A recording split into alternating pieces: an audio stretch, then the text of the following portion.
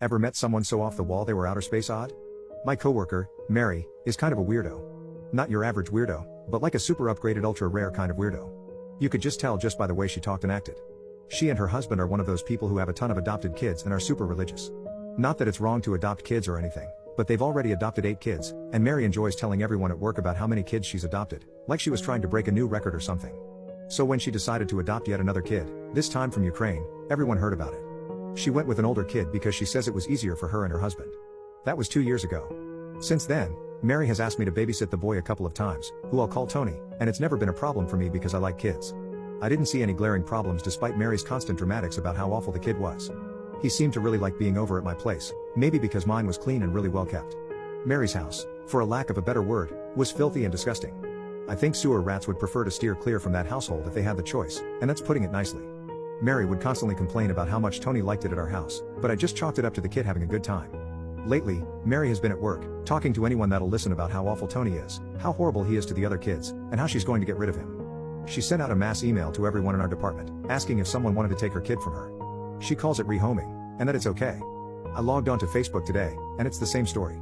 She has pictures of Tony posted to her timeline, advertising him for readoption, and to contact her if interested. I haven't replied to her email yet, and I haven't commented on her post, but I'm this close to ripping into her for what she's doing. She's crossed the line from weird into full-blown psycho. What the F do you think you're doing? Who do you even contact at this point? Child Protective Services? I called the police, but they sounded completely confused on what to do. The person I talked to on the phone was just as stumped as I was, but he agreed that at minimum a welfare check was needed. I've had experiences with welfare checks before, and I had the nagging feeling that something just wouldn't go right. Just in case, I called the priority line for my state's Child Protective Services hotline. I got someone on the phone right away, and as soon as I mentioned that trafficking could be going on and that she was advertising the kid on Facebook, they acted with extreme quickness. I gave them all the information I had on Mary and Tony, and all the information I had from Mary about Tony's adoption. The person I spoke to immediately said that she suspected the adoption might not have even been legal. I was floored. I emailed all the screenshots I had to the person I spoke with and asked for a follow-up if that was at all possible. I said I was willing to take Tony on a temporary basis if necessary, but the representative said that likely wasn't possible. Then, the waiting game began. That night was probably the most stressful night I've ever had. At one point, I was ready to drive out to Mary's house myself. It was tough. The cops followed up with us at approximately 2 a.m. Note that I haven't heard from Protective Services yet. The officer I spoke with was very cautious and limited in what he said, but he told me that agents from Protective Services arrived at the home shortly after he did.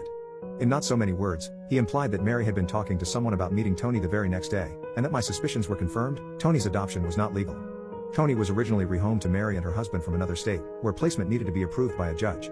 So Mary trying to put Tony up for adoption on Facebook was considered very illegal. He didn't elaborate further except to say that other issues came to light, and all of the children were removed from the home for their own safety by Protective Services. He didn't say how long they were there, but said it was a long time. I was asked to drop off all emails and printouts to the station in the morning, and I agreed. I wanted to make extra sure that all of our bases were checked, so I called our local FBI office who said they lacked jurisdiction in the matter, but would be writing up a complaint and referring the issue to the State Department. We called the Ukrainian embassy and made a detailed complaint, and I included the contact information I had for the officer from the department. Then things really hit the fan when I went into work to print out the email. Our company is pretty small, and the company owner, Annie, had gotten wind of Mary's email. Annie was furious, and was waiting at Mary's desk to see if she would show up for work. My friend reported that she waited there for 3 whole hours before Mary showed up, and that she came to work with a sob story about how her kids were being unfairly taken away. Mary wanted time off from work to clear her name, and devote herself to reclaiming her family from this misunderstanding. I wasn't there to witness this, but Annie, who has 6 kids herself, apparently ripped Mary a new one. Mary has since been dismissed, and rumor has it that Annie may or may not allow her to claim unemployment. My head is honestly still spinning from everything that has happened. The past 24 hours have been complete insanity. I'm so grateful that the system worked as quickly as it did. I only hope it works out a long-term solution to this problem, and that Mary doesn't get to reclaim her kids. My heart is breaking for Tony and the other kids right now. I don't know what was happening in Mary's house that made Protective Services remove them that night, but I'm going to sleep better knowing that they aren't with Psycho Mary and her husband. I need a damn drink.